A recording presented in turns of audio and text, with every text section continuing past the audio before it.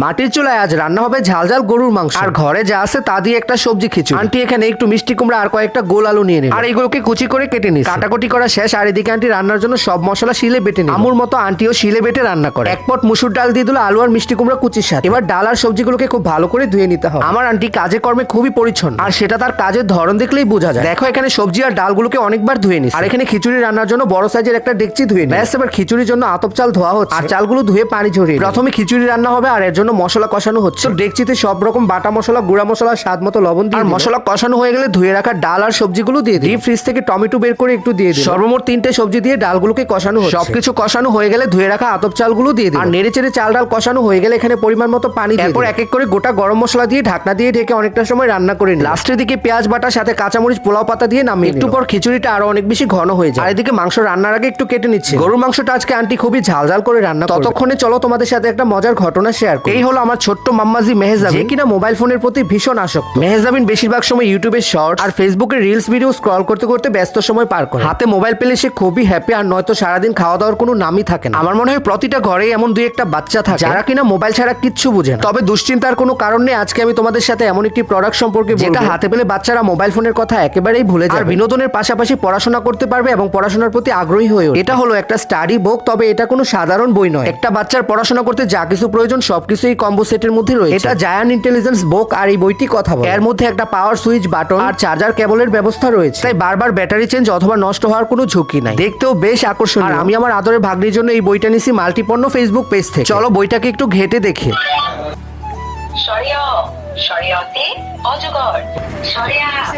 কি দারুণ ব্যাপার, তাই না? দেখো আমার মাম্মাজি মেহজাবিন তো বইটি পেয়ে খুবই খুশি।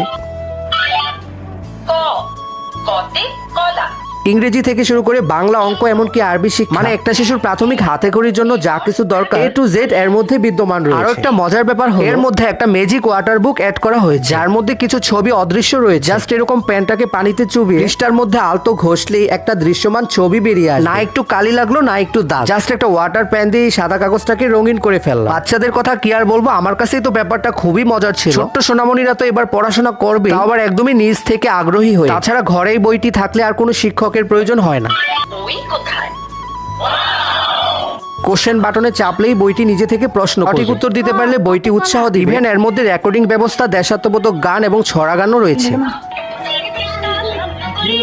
এখানেই শেষ নয়, এর মধ্যে রয়েছে আরো একটা আকর্ষণীয় জিনিস, আর এটা হলো একটা রাইটিং ট্যাব। দেখতে ভীষণ স্মার্ট আর বাচ্চাদের চোখে পড়ার মতো। সাথে একটা রাইটিং পেন আছে, যেটা দিয়ে ট্যাবের মধ্যে বর্ণ লেখা এবং আঁকাঝুঁকির কাজ করা, এবং লেখা শেষে ডিলিট অপশনে চাপলেই সবকিছু আবার মুছে যায়। আমার তো খুবই ভালো লাগলো এটা দেখে, কারণ একদমই পরিবেশ বান্ধব, না কোনো কালির অপচয় হবে আর